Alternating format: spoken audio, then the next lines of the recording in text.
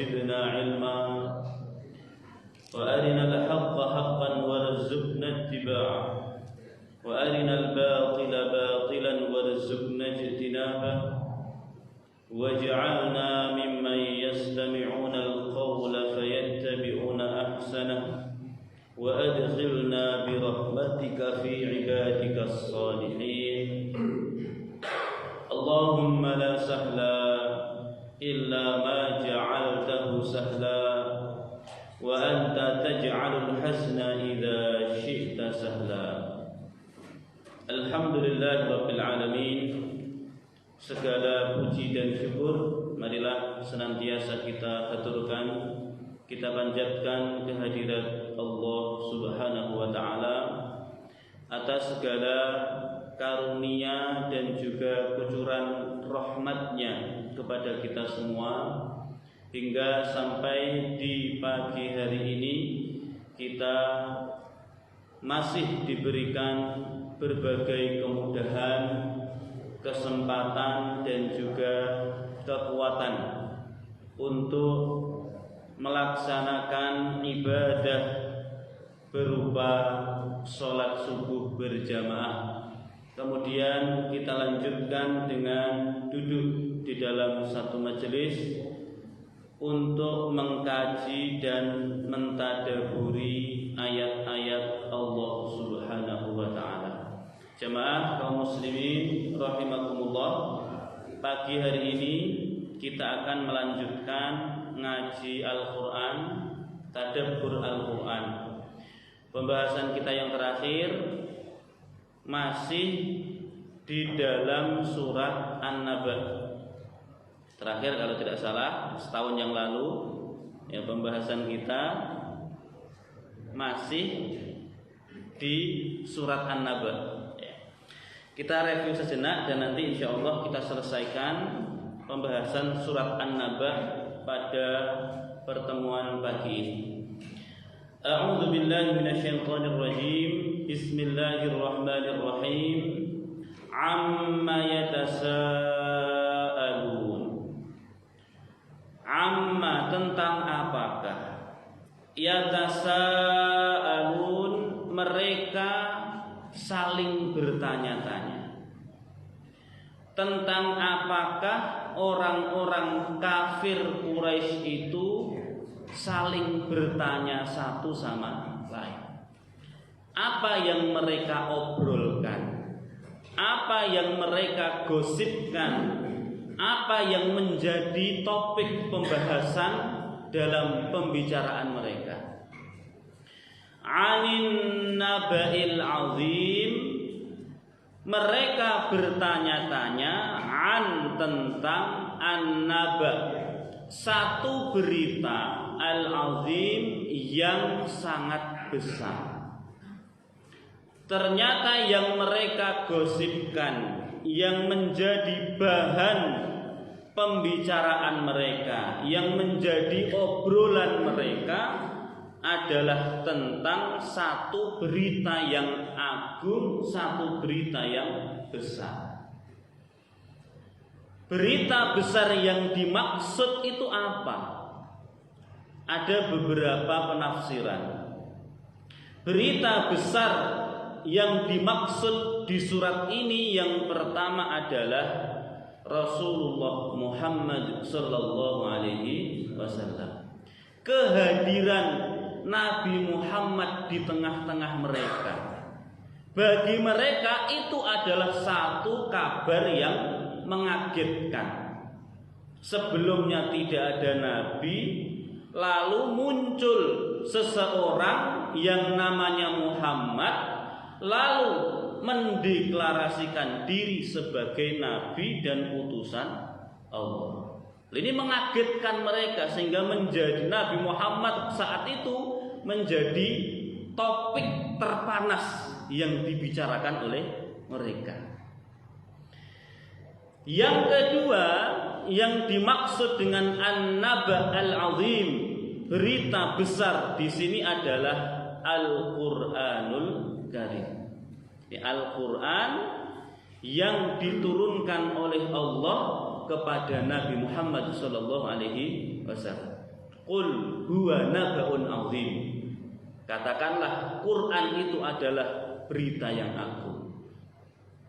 Quran itu satu berita yang agung. Yang ketiga, an-naba' al-'adzim, berita kabar yang besar. Yang dimaksudkan di surat ini adalah al-ba'tsu, adanya hari kebangkitan. Mereka awalnya meyakini bahwa hidup ini hanya sekali, akan berakhir dengan kematian. Setelah mati ya selesai. Kok tiba-tiba muncul Nabi Muhammad menjelaskan kepada mereka bahwa ada kehidupan setelah kematian. Nah, ini satu berita yang mengagetkan mereka. Inilah tiga makna dari an-naba' al-'adzim, berita yang agung. Alladzi hum fihi mukhtalifun, alladzi yang mana hum mereka orang-orang kafir Quraisy itu fihi terhadap berita besar tadi mukhtalifun, mereka memperselisihkannya, mereka memperdebatkannya, mereka berselisih, beda pandangan satu sama lain tentang Nabi Muhammad. Mereka mengingkari Nabi Muhammad, tetapi di dalam pengingkaran mereka terhadap Nabi Muhammad, mereka punya pandangan sendiri-sendiri yang satu sama lain itu saling bertolak belakang. Sebagian mereka mengatakan Muhammad itu syair, seorang penyair. Sebagian yang lain menganggap Muhammad itu sahir, tukang sihir. Sebagian yang lain menuduh Muhammad itu majnun, orang gila. Coba, untuk mensifati Nabi Muhammad saja mereka sudah berselisih pandangan. Antara satu pandangan dengan pandangan yang lain itu kontradiksi. Kalau mereka menuduh Muhammad itu majnun, orang gila, mana ada orang gila yang menjadi syair, seorang penyair. Padahal sebagian mereka mengatakan Muhammad itu penyair. Kalau mereka menuduh Muhammad itu majnun, mana ada orang gila yang menjadi sahir, tukang sihir. Sementara sebagian mereka mengatakan Muhammad itu sahir. Ini lemahnya tuduhan mereka kepada Nabi Muhammad. Mereka berselisih, Muhammad itu siapa sih? Sebagian ngomong syair, sebagian ngomong sahir, tukang sihir, sebagian mengatakan majnun, orang gila. Ini kontradiksi, kontradiktif antara satu tuduhan yang satu dengan tuduhan yang lain. Berkaitan dengan Al-Quran, mereka juga sama. Tuduhan mereka pada Al-Quran itu kontradiktif. Mereka sebagian mengatakan Quran itu adalah syair atau syair. Quran itu apa? Syair yang dikarang oleh Nabi Muhammad. Sebagian mengatakan Quran itu adalah mantra, ucapannya dukun. Maka nanti di surat Al-Haqqah Allah bantah tuduhan mereka yang mengatakan Quran itu adalah syair dan Quran itu adalah mantra yang diucapkan oleh dukun. Wa ma huwa biqauli syair qalilan ma tu'minun. Quran itu bukan ucapannya penyair. Ayat berikutnya wa ma huwa biqauli kahin, dan Quran itu juga bukan ucapannya dukun, bukan mantra. Jadi nggak benar kalau ayat Quran kok dijadikan apa? Mantra untuk melet seseorang, untuk ini, untuk itu. Ya, bukan itu peruntukan apa? Al-Quran. Minta apa namanya? Amalan untuk melet seorang perempuan misalnya, biar jatuh hati. Bahasa ayat tertentu, bukan itu peruntukan apa? Al-Quran. Ini ya, jadi alladzihum fihi mukhtalifun, mereka berselisih tentang Al-Qur'an, mereka berselisih tentang Nabi Muhammad, dan mereka juga berselisih tentang adanya hari pembalasan atau hari kebangkitan. Sebagian percaya, sebagian besar tidak percaya. Yang percaya itu pun masih berselisih, sebagian meyakini yang dibangkitkan itu cuma ruhnya saja. Nah, sebagian meyakini yang dibangkitkan itu ruh bersamaan dengan jasad. Kala, sudah nggak usah berselisih. Itu maksudnya. Kala, sudah nggak usah ribut, nggak usah apa? Berselisih. Nggak usah rame-rame, sudah nggak usah berselisih. Saya alamun, kelak mereka akan mengetahui. Mengetahui apa? Mengetahui kebenaran apa-apa yang mereka perselisihkan. Yang nuduh Muhammad itu syair, seorang penyair, nanti akan tahu Muhammad itu benar penyair atau tidak. Yang menuduh Muhammad itu sahir atau majnun, tukang sihir atau orang gila, nanti mereka akan tahu Muhammad itu benar gila atau tidak, tukang sihir beneran atau tidak. Tahunya kapan? Nanti di akhirat. Pertanggungjawaban atas tuduhan mereka ya nanti di akhirat. Tinggal dibuktikan saja. Yang gila itu Muhammad atau kalian? Yang penyair itu Muhammad atau kalian? Yang tukang sihir itu kalian atau Muhammad? Sudah, nanti di akhirat kalian, mereka akan tahu. Tidak usah berselisih, tidak usah ribut. Quran itu syair atau mantra. Nanti mereka akan tahu kebenaran dari apa yang mereka tuduhkan. Summa, kemudian kala, sudah nggak usah ribut, nggak usah cekcok, nggak usah berselisih. Saya alamun, mereka benar-benar akan mengetahui. Kapan? Nanti di akhirat. Alam naj'alil arda mihada. Alam naj'al, bukankah kami telah jadikan al arda, bumi itu mihadan, terhampar. Terhampar itu apa? Ya seperti yang kita lihat sekarang. Bumi ini bulat atau datar? Ini tentu ini bukan untuk didebatkan, untuk diributkan. Ya jelas kalau kita dari kecil dulu di masa sekolah sejak SD lah ya, itu diajari bumi itu bulat atau datar. Ya anggap saja benar bumi itu apa? Bulat. Tetapi sejauh mata kita memandang, bumi itu seperti bulat atau datar? Datar. Ya, walaupun mungkin ya kita nggak tahu kenyataannya. Misalnya kenyataan bumi itu benar-benar bulat, tetapi kita yang berada di atas bumi ini memandang, sejauh kemampuan mata kita memandang, bumi ini seperti hamparan yang luas, tidak tampak seperti bola yang bundar, tapi seperti hamparan yang luas. Karena bumi ini dijadikan Allah terhampar, sehingga manusia bisa beraktivitas di atasnya. Kita bisa berjalan dengan mudah, kita bisa membangun rumah dengan mudah. Coba kalau bumi itu betul-betul dibuat bunder gitu. Bapak yang ada di bagian bumi bagian bawah itu gantung gitu, coba gimana? Kalau dalam perasaan kita bumi ini benar-benar bulat, terus sementara kita misalnya berada di bagian bumi sebelah tepi atau sebelah bawah, itu apa enggak bingung kita? Coba. Ya tapi kita berada di bagian bumi sebelah manapun, ya tampaknya bumi ini apa? Seperti hamparan yang luas. Kita tidak merasa di tepian, tidak merasa di bawah. Lah kalau bumi bulat kayak gini misalnya, kan berarti ada orang-orang yang berada di sisi sini kan?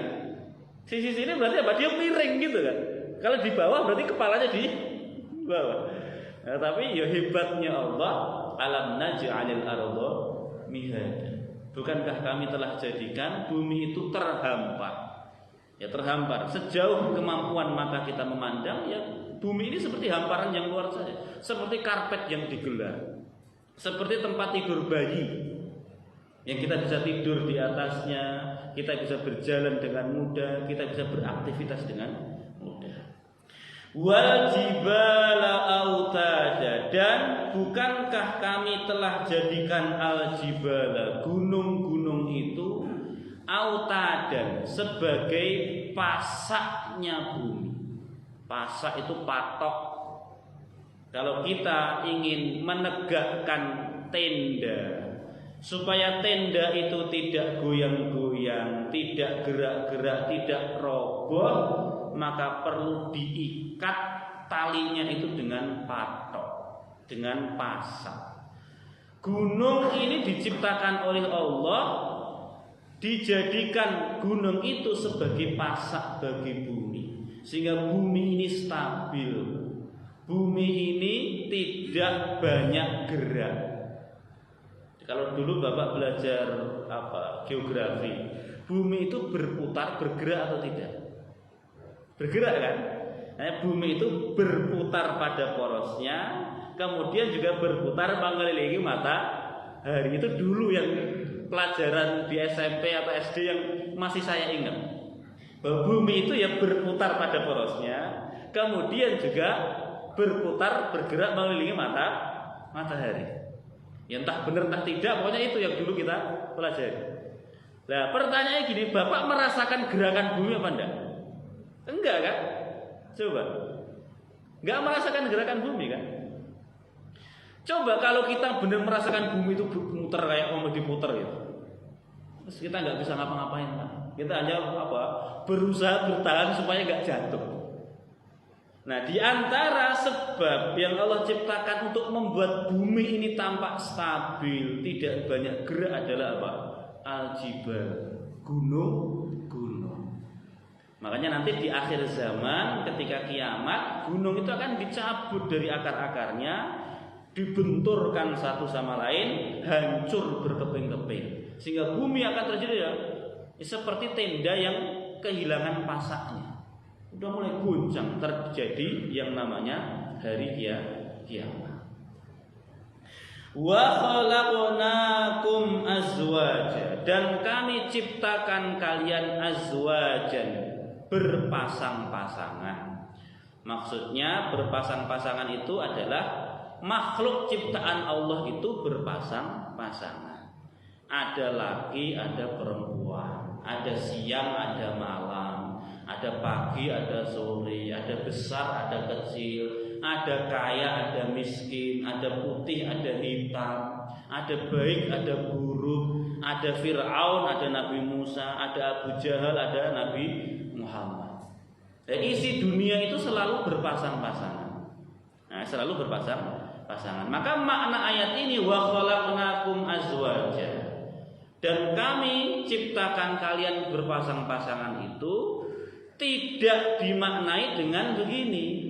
Kalau laki-laki berarti mesti punya istri, kalau perempuan berarti mesti punya suami. Kenapa? Karena Allah sudah menciptakan kita berpasang. Bukan begitu cara memahaminya. Nah, kalau dipahami demikian, maka itu justru bertolak belakang dengan realita kehidupan. Wong nyatanya banyak laki-laki yang sampai meninggal tidak menikah. Ada juga perempuan yang sampai meninggal di dunia ini tidak menikah. Loh, katanya punya pasangan, kok sampai meninggal tidak menikah. Nah, maksud ayat wa khalaqnakum azwaja itu makhluk yang Allah ciptakan itu wujudnya berpasang-pasangan. Ada laki, ada perempuan, ada besar, ada kecil, ada kaya, ada miskin. Nah, karena makhluk yang Allah ciptakan ini berpasang-pasangan, maka dunia ini bisa berjalan dengan semestinya. Maka sunnatullah yang menciptakan makhluknya berpasang-pasangan ini justru demi kebaikan apa? Kebaikan keberlangsungan kehidupan manusia di dunia. Kalau Allah ciptakan makhluknya itu enggak berpasang-pasangan, itu malah terjadi kekacauan di dunia ini. Misalnya nih, Allah ciptakan siang saja, enggak ada malam. Apa enggak berat hidup kita? Siang kita dipaksa kerja terus enggak ada malam. Atau malam terus enggak ada siang, apa enggak repot hidup kita? Atau diciptakan laki-laki semua, enggak ada perempuan. Coba, enggak krik-krik-krik gitu, Laki-laki semua. Atau perempuan semua coba. baik. Ya jadi itulah hebatnya Allah. Hebatnya Allah menciptakan makhluknya berpasang-pasangan sehingga kehidupan dunia itu bisa berjalan dengan baik, dengan semestinya. Kalau di sini orang kaya semua, coba Bapak misalnya, nggak usah ngomong seluruh dunia, di sini saja lah. Di MGT ini orang kaya semua misalnya. Itu mesti Bapak sudah repot. Mau benerin genteng, Bapak nggak bisa benerin sendiri, mau nyuruh siapa? Wong tetangga semuanya apa? Kaya nggak butuh duit. Got di depan rumah mampet, Bapak jijik mau bersihkan, mau nyuruh siapa? Kalau semuanya kaya kan, nyuruh tetangga kaya duitnya banyak nggak butuh duit. Nah maka karena ada kaya ada miskin, maka kehidupan ini berjalan. Yang kaya butuh tenaga nyari orang miskin yang butuh duit. Nah, coba.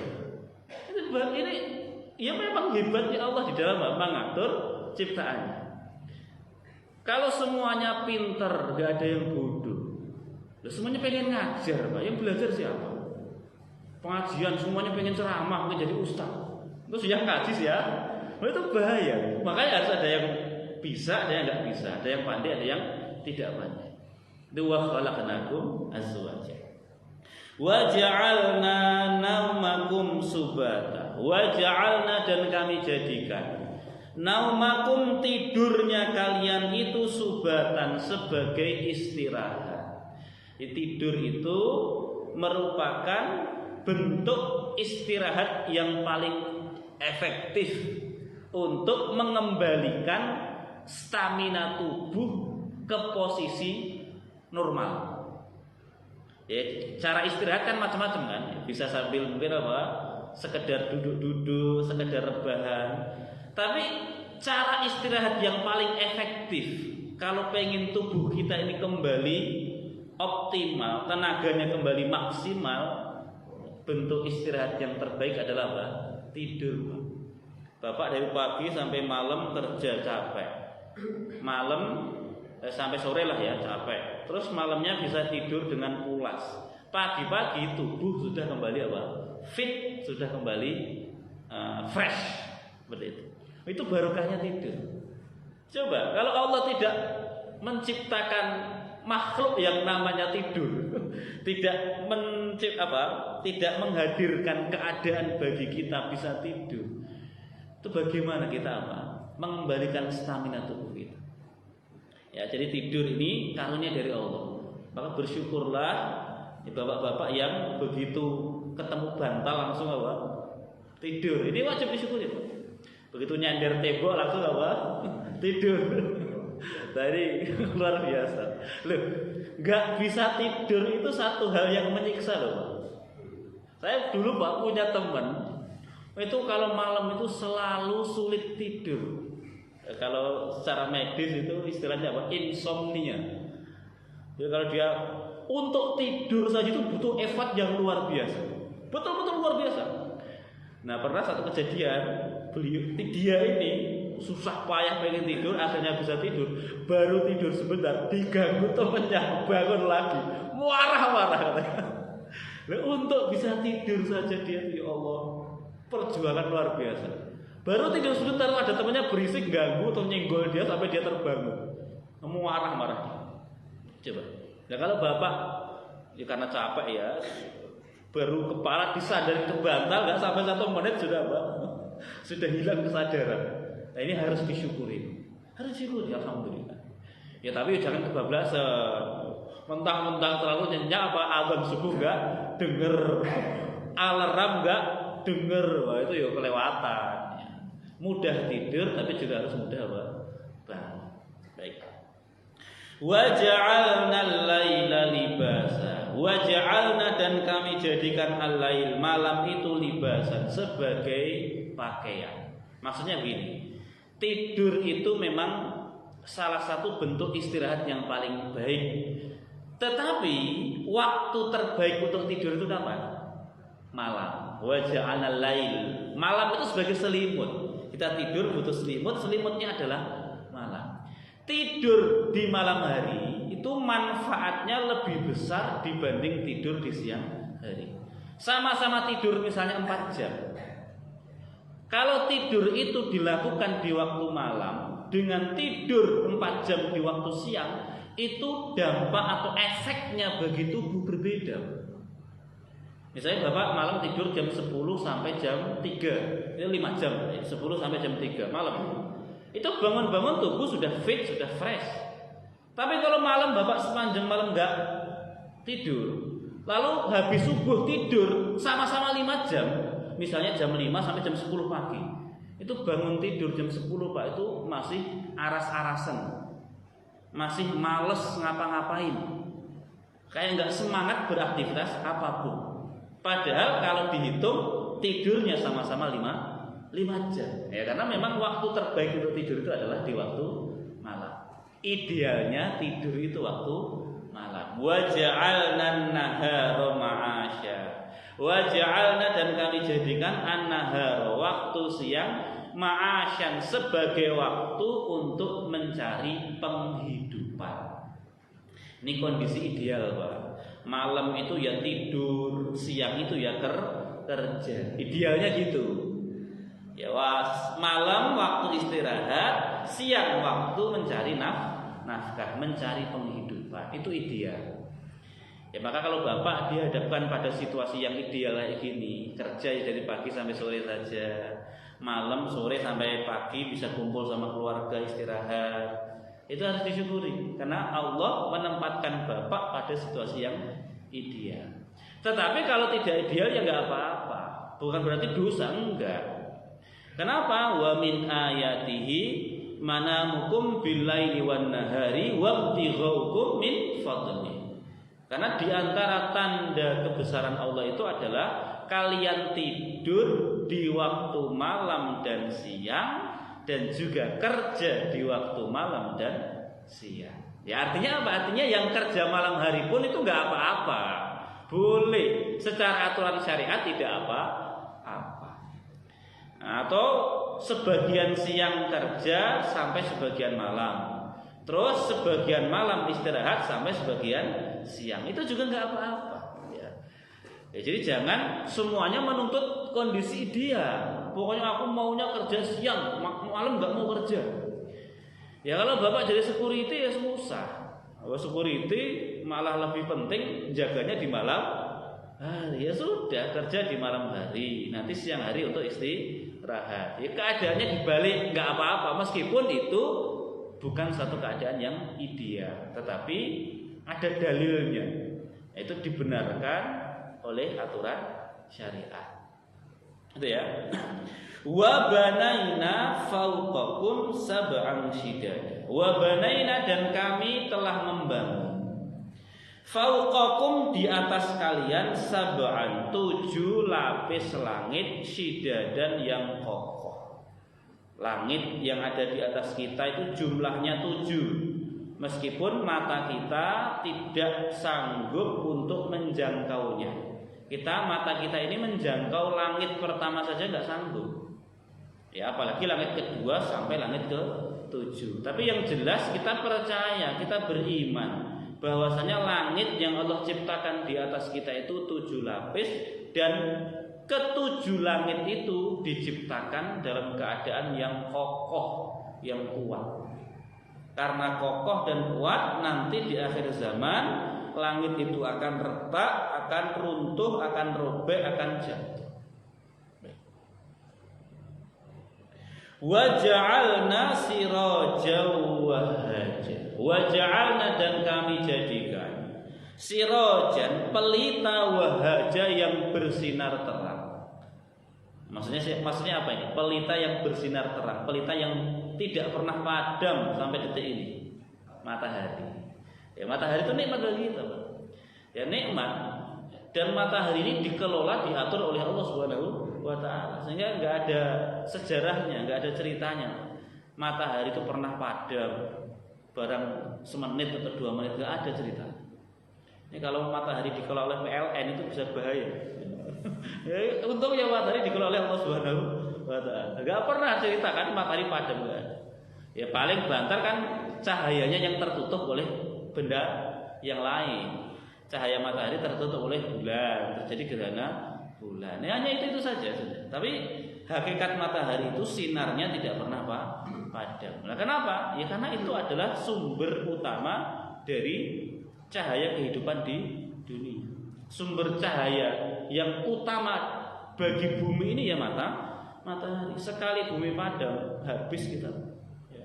Jangankan sekali matahari padam itu habis kita. Jangankan matahari padam, misalnya kita agak sedikit menjauh saja jaraknya dari matahari, itu sudah terjadi apa? Kekacauan. Ya.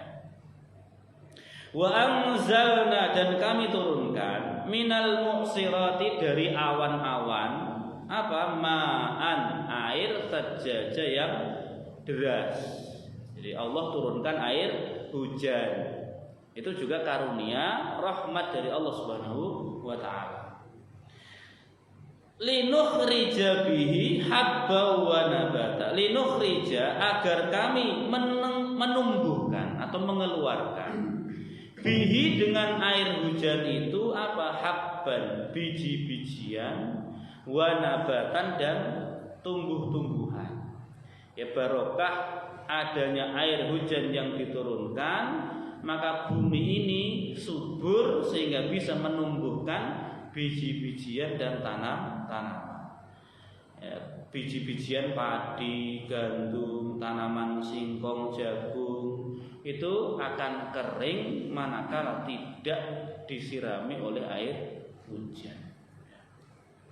Wa jannatin, dan kami keluarkan jannatin, taman-taman atau kebun-kebun, alfafa, yang rindang. Ya, taman atau kebun yang rindang. Rindang itu artinya banyak pohonnya, lebat daunnya. Itu alfafa.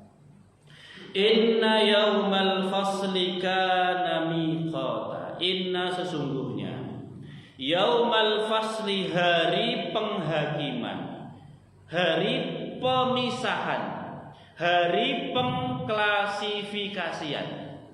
Ya, maksudnya nanti kita akan dipisah-pisah Pak, sesuai dengan kelompok kita masing-masing. Yang umatnya Nabi Muhammad kumpul sama umatnya Nabi Muhammad. Orang-orang Yahudi kumpul dengan orang-orang Yahudi. Nasrani kumpul dengan Nasrani. Penyembah berhala sana kelompoknya di sana. Orang-orang munafik sana kelompoknya di sana. Itu namanya yaumal fasl, hari apa? Pengklasifikasian, hari pengkelompokan. Sesungguhnya hari penghakiman, hari pengklasifikasian itu, karena ada miqata, ada waktu yang sudah ditetapkan. Sekarang kita masih bisa berbaur satu sama lain. Ya, masih bisa pura-pura. Yang munafik masih bisa pura-pura menampakkan diri, menampakkan keislaman dan keimanannya. Dan nanti ada waktu yang sudah ditetapkan.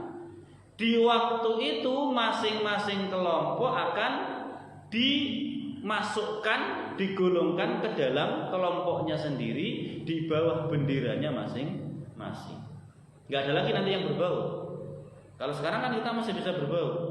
Kita orang mukmin dengan orang munafik, dengan ahlul kitab, dengan penyembah berhala, dengan penyembah matahari masih bisa berkumpul di satu tempat.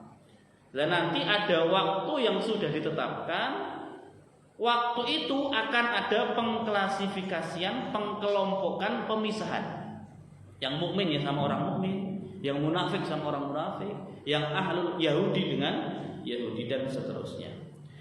Yauma yanfukhu fis-sur. Kapan itu? Yauma, yaitu pada hari, yanfukhu, meniup, fis-sur, pada sangkakala. Maksudnya malaikat Israfil sudah meniup sangkakalanya. Berarti apa? Terjadi hari kiamat. Saat nanti pada hari kiamat. Pada hari malaikat Israfil meniup sangkakala. Fatatuna, maka kalian akan datang afwajan, secara bergerombol atau berkelompok-kelompok. Jadi setelah dipisah tadi, di bawah benderanya masing-masing, ya umat Nabi Muhammad di bawah benderanya Rasulullah SAW, akan datang afwajan, berbondong, berkelompok-kelompok atau bergerombol-gerombol. Ini ada kelompoknya orang Islam, kelompoknya orang Yahudi, kelompoknya orang Nasrani. Wa futihatis sama'u, dan futihat telah dibuka. Apa as-sama? Langit. Langit nanti akan dibuka. Fakanat abwaba, maka ada banyak pintu di langit. Ya, artinya nanti langit akan robek. Robekan langit ini tampak seperti pintu-pintu yang terbuka. Karena langit yang terbuka itu nanti akan menjadi tempat turunnya para malaikat. Wa futihatis sama'u fakanat abwaba, dan langit dibuka. Fakanat abwaba, sehingga ada banyak pintu-pintu. Wa suyyiratil jibalu, dan dijalankan, diterbangkan al-jibalu, gunung-gunung. Fakanat saroba, sehingga gunung-gunung itu menjadi fata morgana. Gunung yang awalnya nyata cabut dari akarnya, ditabrakkan, dihancurkan, sehingga gunung itu menjadi fata morgana, seperti debu yang berhamburan. Sehingga nanti di akhirat sudah nggak ada lagi, Pak, tempat tinggi, tempat rendah, nggak ada. Semuanya rata, nggak ada lagi gunung, nggak ada lagi lembah, nggak ada lagi pepohonan. Tinggal bumi yang datar, tidak ada naungan di atasnya. Inna jahannam kanat mirsada. Inna, sesungguhnya jahannam, neraka jahannam itu, kanat, adalah neraka jahannam itu, mirsoda, tempat yang mengintai. Tuh, neraka itu adalah tempat yang mengintai. Mengintai siapa? Mengintai itu apa sih? Ngintip, ngincer, udah ngawasin dari jauh, itu mengintai. Ya. Neraka jahanam itu mengintai, tempat yang mengintai. Mengintai siapa? Mengintai orang-orang yang kelak menjadi mengintai orang-orang yang menjadi calon penghuninya. Oleh dipantau, Pak, sebagaimana malaikat Israel sudah mantau kita. Pantau kapan ini Allah perintahkan Israel untuk mencabut nyawa kita. Itu kita sudah dalam pantauan, Pak, dalam pantauan. Dan neraka jahanam pun juga sudah, Pak, mengintai, sudah melihat dari kejauhan. Oh, dia ini yang kelak akan tinggal di dalamku. Oh, dia. Ini sudah dipantau semua oleh neraka jahanam. Jadi neraka jahanam itu dalam anggapan kita itu hanya makhluk yang tidak bernyawa, tetapi hakikatnya neraka jahanam pun punya kehidupan. Ya, dia bisa mengintai, nanti bisa berteriak, Pak, bisa mengeluarkan suara, itu neraka jahanam. Ya, nanti di surat Al-Mulk misalnya, setiap kali orang kafir dimasukkan ke dalam neraka jahanam itu akan mengeluarkan suara yang yang menakutkan. Ya, seburuk-buruk suara itu suaranya neraka jahanam kalau di akhirat. Kalau di dunia sejelek-jelek suara itu suaranya apa? Keledai. Inna ankaral aswati la sautul hamir. Sejelek-jelek suara adalah suaranya apa? Keledai. Udah kecil melengking. Nah, itu sejelek-jelek suara.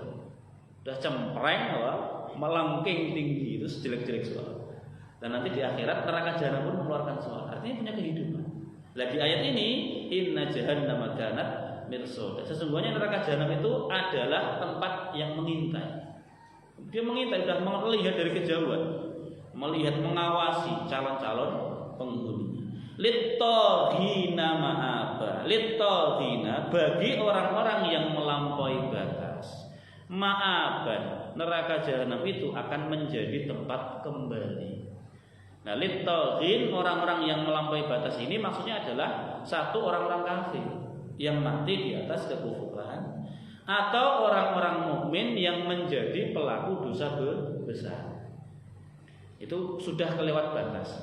Kalau orang itu mati di atas kekufuran, dimasukkan ke dalam neraka jahanam, nah mereka kekal di dalamnya selama-lamanya.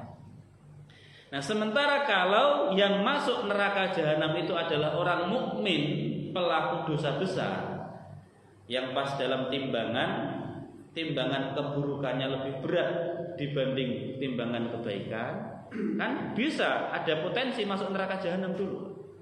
Tetapi yang membedakan antara orang mukmin dengan orang kafir adalah kalau orang kafir di neraka selama-lamanya, sementara orang mukmin nanti ada kesempatan untuk dikeluarkan dari neraka dan dimasukkan ke dalam surga. Itu yang membedakan antara orang mukmin dan orang kafir, meskipun nanti sama-sama bisa masuk neraka.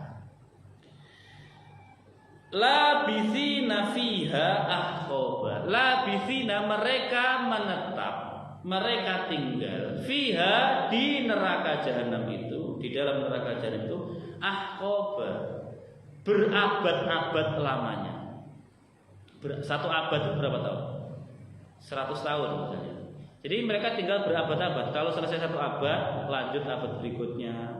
Selesai 100 tahun, lanjut 100 tahun berikutnya, sampai tidak berkesudahan. Itu kalau orang kafir. Jadi selesai hukuman 100 tahun, tambah 100 tahun. Selesai hukuman 80 tahun, tambah 80 tahun. Itu ahqab. Satu putaran selesai, lanjut putaran kedua. Selesai, lanjut putaran ketiga. Selesai, itu ahqab. Mereka tinggal di neraka jahanam itu apa? Ahqaba, berabad-abad lamanya yang tidak berkesudahan. La yazuquna fiha barda wala syaraba. La yazuquna, mereka tidak merasakan fiha, di dalam neraka jahanam itu bardan, kesejukan. Enggak ada angin sepoi-sepoi kayak di bawah AC, itu enggak ada. Yang adanya panas. Ya panas. Mereka tidak merasakan di dalam neraka jahanam itu bardan, kesejukan, wala syaroban, dan tidak pula syaroban, menikmati minuman. Mereka tidak dapat minuman yang segar, nggak ada kok air putih yang segar seperti itu. Apalagi teh, apalagi kopi, nggak ada. Ya. Air putih aja nggak ada, apalagi apa? Teh dan kopi. Ya. Lalu apa minuman mereka? Illa hamimau wa ghassaq. Illa, kecuali hamim. Hamim itu air yang mendidih.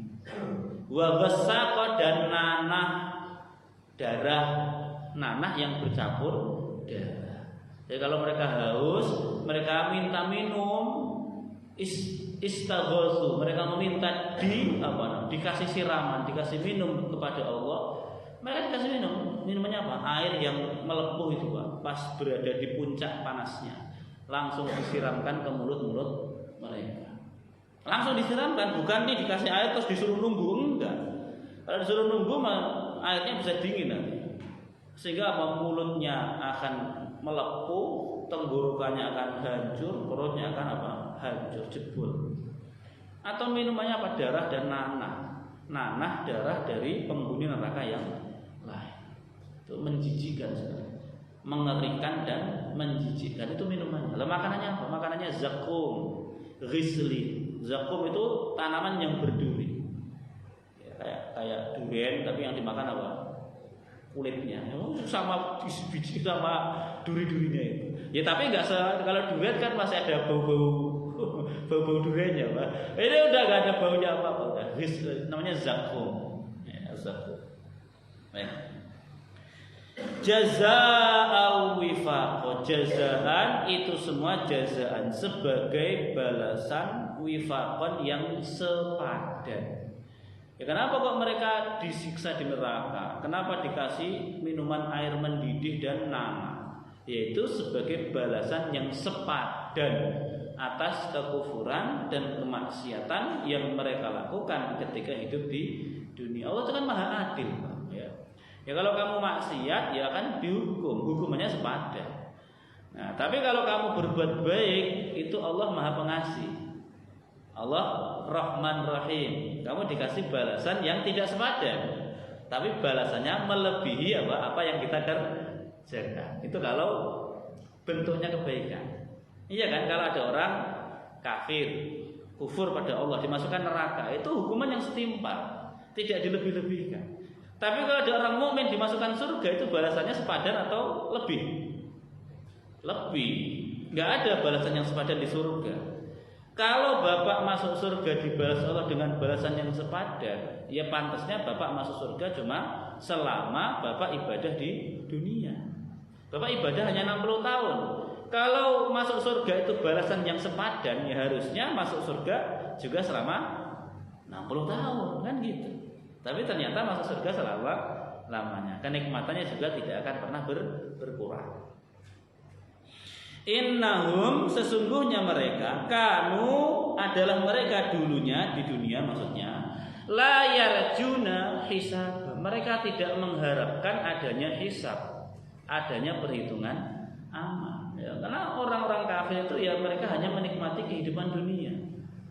Mereka foya-foya, hura-hura seenaknya di dunia. Kenapa? Karena meyakini bahwa kematian itu akhir segalanya. Tidak ada hisab, tidak ada perhitungan amal. Wa kadzabu, dan mereka mendustakan bi ayatina, terhadap ayat-ayat kami, terhadap bukti kebenaran Allah. Kidzaba, dengan sebenar-benarnya pendustaan. Enggak percaya pada Quran, enggak percaya pada Nabi Muhammad, enggak percaya pada mukjizat yang Allah berikan pada para nabi. Wa kulla syai'in, dan segala sesuatu ahsainahu, kami telah menuliskannya kitaban pada kitab. Apapun perbuatan yang kita lakukan atau mereka lakukan itu sudah ada catatannya. Yang baik ya ada catatan baiknya, ada rapot kebaikan. Yang maksiat, yang buruk juga ada rapotnya, ada rapot keburukan. Fadzuqu, maka rasakanlah ini maksud neraka, rasakanlah. Falan nazidakum, maka kami tidak akan menambah bagi kalian illa kecuali azab, siksaan. Jadi kalau orang masuk neraka itu yang bertambah hanya apa? Siksaannya. Enggak ada istilah membiasa terhadap siksaan yang ada di neraka.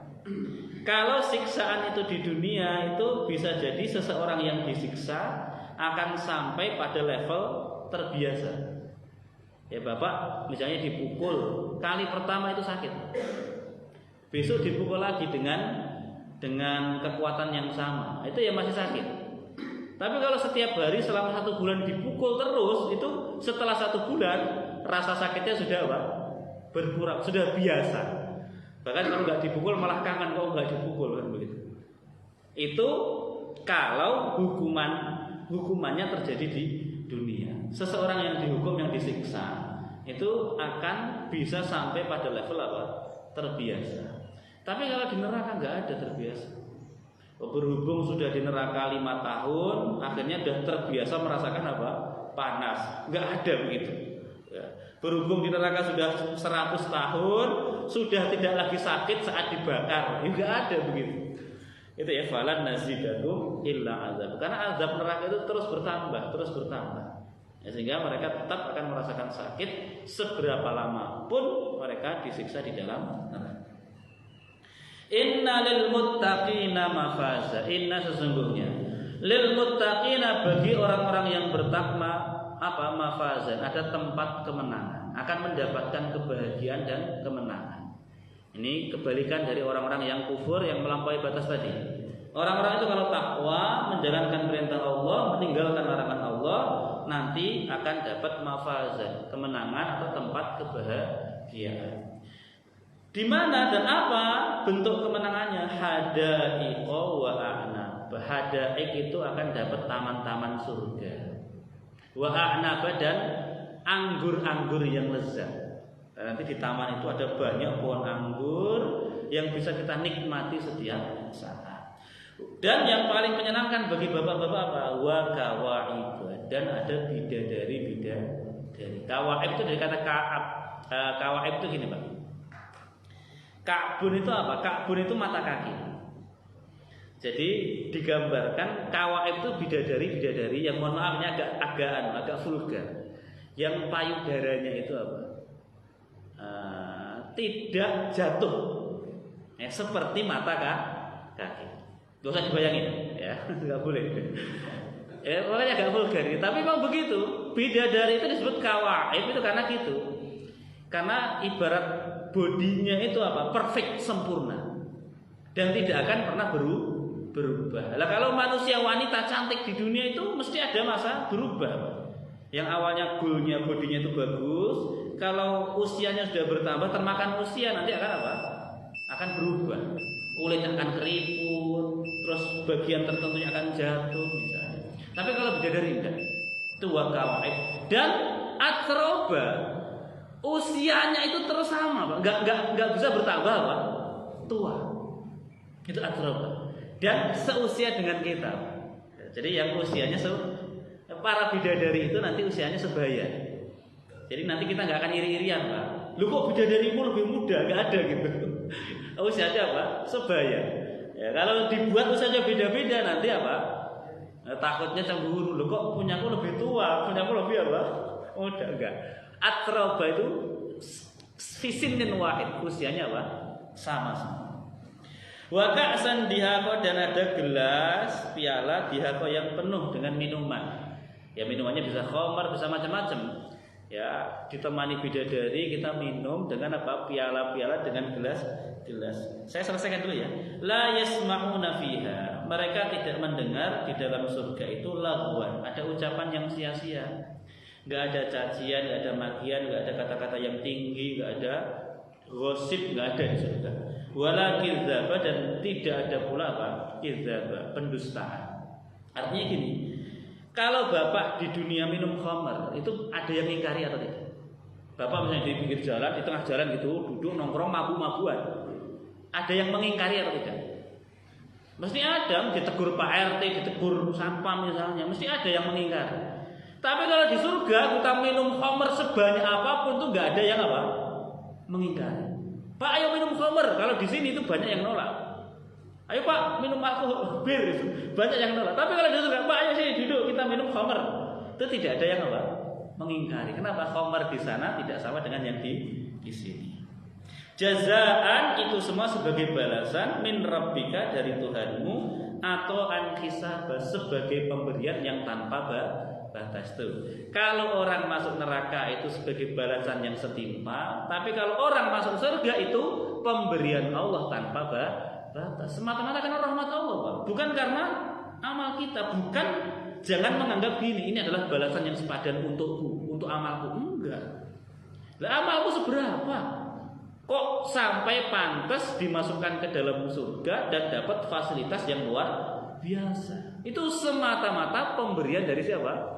Allah Subhanahu wa taala. Rabbis samawati wal ardh.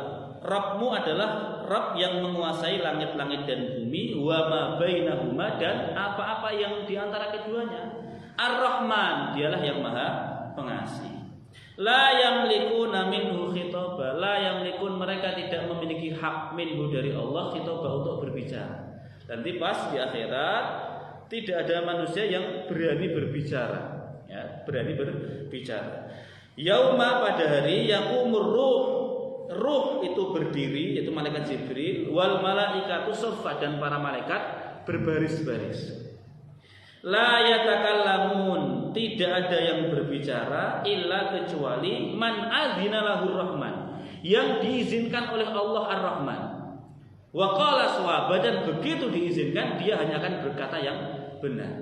Jadi pas hari penghakiman itu, Pak, hari persidangan itu, enggak ada yang berani ngomong kecuali sudah mendapat izin dari siapa? Allah Subhanahu wa taala. Jadi enggak ada kayak debat di dunia menyela instruksi, enggak ada yang begitu. Baru berani ngomong, bisa ngomong kalau sudah mendapat apa? Izin dari Allah Subhanahu wa taala. Dzalikal yaumul haq. Itu adalah hari yang hak, pasti terjadi, benar-benar akan terjadi. Faman syaa, maka barang siapa yang ingin, yang menghendaki atau yang dikehendaki oleh Allah, ittakhadha ila rabbih ma'aba, maka dia akan menempuh jalan menuju Allah Subhanahu wa taala. Maksudnya apa? Yang meyakini hari itu dia akan menempuh jalan untuk menuju Allah dengan apa? Dengan beramal soleh. Inna anzarnakum adzaban qariba. Sesungguhnya kami peringatkan kalian dengan azab yang dekat. Hati-hati kalian dari azab yang dekat. Yauma yanzurul mar'u ma qaddamat yadah, pada hari seseorang akan melihat apa yang sudah diperbuat oleh kedua tangannya. Hari di mana manusia kita ini akan kembali melihat seluruh perbuatan yang sudah kita lakukan ketika hidup di dunia. Wa yaqulul kafir, dan orang kafir akan berkata pada hari itu, ya laitani, seandainya aku kuntu turaba, aku menjadi turab tanah saja. Di saking menyesalnya orang kafir ini terhadap kemaksiatan yang dilakukan, sampai-sampai dia berharap seandainya aku menjadi tanah saja. Nah, mereka mengucapkan ini setelah melihat binatang-binatang itu dibangkitkan. Setelah dibangkitkan, binatang itu apa? Akan melakukan kisos satu sama lain. Yang pernah nanduk akan ditanduk, yang pernah gigit akan digigit. Begitu ya, itu kisosnya binatang. Tapi setelah binatang kisosnya ini selesai, yang terjadi apa? Binatang ini akan dijadikan tanah oleh Allah, akan dirubah menjadi apa? Tanah. Selesai. Jadi nggak ada nanti binatang masuk surga, ini macan buaya masuk neraka, enggak. Setelah kisosnya selesai, binatang itu akan dijadikan apa? Tanah. Lah itu orang kafir melihat, maka sampai mereka mengatakan apa? Ya laitani kuntu turaba, seandainya aku seperti binatang itu. Setelah apa? Pengadilan ini langsung jadi apa? Tanah, tidak perlu masuk neraka. Itu penyesalan orang-orang kafir. Ya laitani kuntu turaba. Wallahu a'lam, walhamdulillahirabbil alamin. Wassallallahu ala sayyidina Muhammadin wa ala alihi wa sahbihi wasallam. Selesai untuk pembahasan surat An-Naba. Dengan selesainya pembahasan surat ini, maka berakhir pembahasan kita di juz 30. Kita ngaji bertahun-tahun, Pak, alhamdulillah dapat apa? 1 juz. Nanti di pertemuan selanjutnya kita bisa pindah ke juz 29. Dan untuk juz 29 kita akan mulai dari surat Al-Mulk. Kalau surat di juz 30 kan kita mulai dari belakang, dari An-Nas, Al-Falaq, terus Al-Ikhlas sampai surat An-Naba. Pertimbangannya apa? Karena di juz 30 itu kita lebih familiar dengan surat-surat pendek dulu. Yang lebih Bapak hafal itu surat-surat apa? Pendek. Nah, sementara nanti di juz 29 itu kita mulai dari depan. Al-Mulk, Al-Qalam, Al-Haqqah, berakhir dengan Al-Mursalah. Di juz 29 itu surat terakhirnya surat apa? Al-Mursalah. Kenapa enggak Al-Mursalah dulu? Ya karena sama saja kita mulai dari Al-Mursalat atau Al-Mulk itu Bapak sama-sama belum hafal. Jadi lebih baik dari apa? Dari depan saja, kan begitu kan? Kalau juz 30 kan antara An-Nas dengan An-Naba. Oh, Bapak sudah hafal An-Nas, maka kita mulai dari belakang enggak apa-apa lah. Wah, Bapak hafalnya dari apa? Belakang. Lah juz 29 depan belakang sama-sama belum hafal, ya, dari depan saja. Baik, sampai di sini barangkali sebelum ditutup, jika ada pertanyaan dari jemaah dipersilakan. Silakan Pak. Tadi di akhir tidak itu kan hewan-hewan nggak ada yang masuk surga dan neraka. Tapi saya pernah dengar itu ada pengecualian. Ada beberapa binatang atau hewan yang bisa masuk surga. Mohon di. Baik, betul ya. Jadi yang Bapak tanyakan itu benar. Secara umum itu artinya gini, ini berlaku bagi mayoritas binatang. Ya, binatang itu nanti akan dibangkitkan. Kalau di surat At-Takwir dulu kita bahas apa? Wa idal wuhusyu husyirat. Ketika binatang-binatang itu dibangkitkan untuk apa? Untuk dikisos. Ini semata-mata menunjukkan bahwa Allah itu maha adil. Bahkan sampai binatang pun yang melakukan kezaliman ada kisosnya. Nah, tetapi setelah kisos selesai, maka binatang-binatang ini tidak lantas nanti dipilih. Ini yang berhak di neraka, ini yang surga, enggak. Tapi semuanya akan menjadi tanah. Tetapi yang pertanyaan gini, ada enggak binatang-binatang yang dikecualikan dan itu nanti masuk surga? Menurut sebagian ulama, itu ada binatang-binatang yang nanti masuk surga. Nah, salah satu contohnya adalah siapa? Anjingnya Ashabul Kahfi. Misalnya itu ya, anjingnya Ashabul Kahfi. Atau nanti ontanya Nabi Soleh misalnya. Nah, itu ada pendapat-pendapat seperti itu ada. Jadi ada pengecualian untuk binatang-binatang tertentu. Tetapi secara umum makhluk Allah yang bernama binatang ini nanti setelah hari kiamat dibangkitkan, dikisos, kemudian berubah menjadi tanah. Begitu Pak. Ya Allah alam. Ya. Nah, gini, pertanyaannya gini, kalau berarti di surga itu ada binatang atau tidak? Ayo, di surga itu ada binatang nggak? Bapak bisa makan ayam nggak nanti di surga? Maksudnya gini, kalaupun ada binatang di surga itu ya binatang memang murni apa? Penduduk surga. Artinya gini, binatang yang Allah ciptakan memang di surga. Kalau manusia kan manusia awalnya di dunia, kemudian dikasih balasan dengan dimasukkan ke dalam surga. Tapi kalau ada binatang di surga, berarti binatang yang memang diciptakan Allah disediakan di mana? Di surga. Bukan binatang yang asalnya dari dunia. Nah, jadi kalau ada binatang yang dari dunia itu paling pengecualian. Ya jumlahnya tidak banyak, hanya beberapa. Itu pun pendapat sebagian ulama. Gitu Pak. Ada yang lain? Cukup. Baik, kita tutup dengan doa penutup majelis.